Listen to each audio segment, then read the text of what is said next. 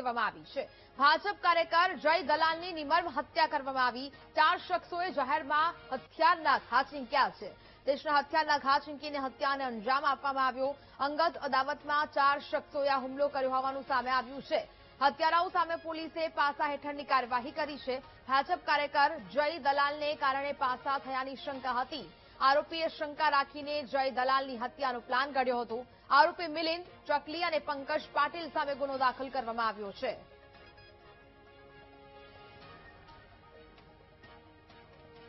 નામ મેં એની મોટી બેન છું અને અમારે એટલે મારો ભાઈ થાય થતો હતો અને મોટો એટલે બાપ તરીકે મને આજ સુધી એને રાખ્યું છે અને એ લોકોને ખાલી સજા નહીં ફાંસી થવી જોઈએ તો મારા ભાઈને ન્યાય મળશે।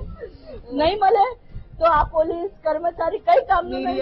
12:30 દરમિયાન મને ફોન આવ્યો કે એને મિલિંદ ચકલી અને પંકજ પાટીલ કરીને 3 છોકરા હતા એ બહુ બધા ઘાવ મારી દીધેલા છે તો એમને એપલ હોસ્પિટલ અમે ખસાડ્યા છે।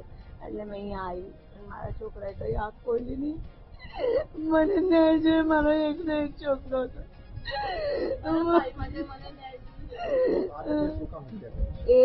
એમને ઉધના પોલીસ સ્ટેશનથી પાસો થયેલો તો એમનું કહેવાનું મતલબ એવું હતું કે જય માટે અમને પાસો થયું એટલે દુશ્મની કાઢતા હતા।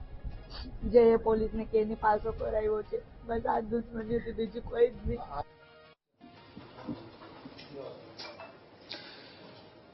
ઉધના રોડ નંબર 6 માં એક યુવકની સરાજાએ હત્યા કરવામાં આવી છે। 3 જેટલા ઈસમો આવીને તેની હત્યા કરી છે અને આ જે યુવક છે જય દલાલ તે ભાજપનો કાર્યકર હોવાનું સામે આવ્યું છે। ત્યારે આપણી સાથે એસીપી સાહેબ જોડાયા છે, તેઓની સાથે વાત કરીશું।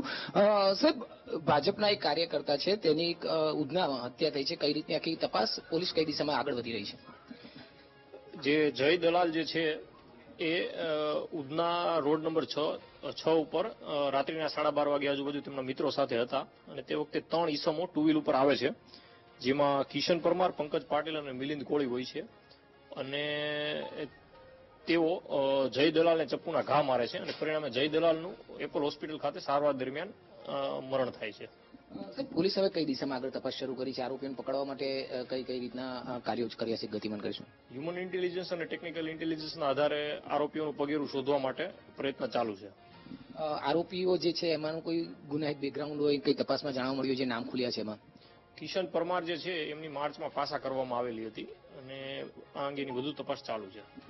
સાહેબ, શું લાગે છે ક્યાં સુધીમાં આરોપી પકડાઈ શકે છે? કારણ કે પોલીસે જુદી જુદી દિશામાં તપાસ શરૂ કરી હશે, કઈ રીતે આરોપીઓ ઝડપથી પકડાઈ જાય એ માટે અત્યારે કાર્યવાહી ચાલુ છે।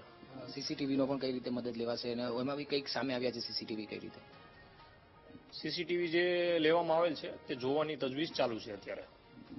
સાહેબ, બીજું કે જે આરોપીઓ છે, જે મનોરંજન છે, એની વચ્ચે કઈ બાબતની કઈ ઝઘડો હતો કે શું હતું આ બાબતે? 3 મહિના પહેલા એમની વચ્ચે ઝઘડો થયેલ હતો અને એક્ઝેક્ટ શું કારણ છે તે અંગે અત્યારે વધુ તપાસ ચાલુ છે। જૂની અદાવતને લઈને આખું એ અંગેની તપાસ ચાલુ છે અત્યારે। જે રીતે અત્યારે આ એસીપી સાહેબ હતા અને ખાસ કરીને જે ઉધનામાં જે હત્યા થઈ છે યુવકની, તે ભાજપના કાર્યકર હોવાનું સામે આવ્યું છે અને પોલીસે હાલ 3 આરોપીઓને આઈડેન્ટિફાઈ કર્યા છે, 3 આરોપીઓને પકડવાના ચક્રો પણ ગતિમાન કર્યા છે। કેમેરામેન દેવેશ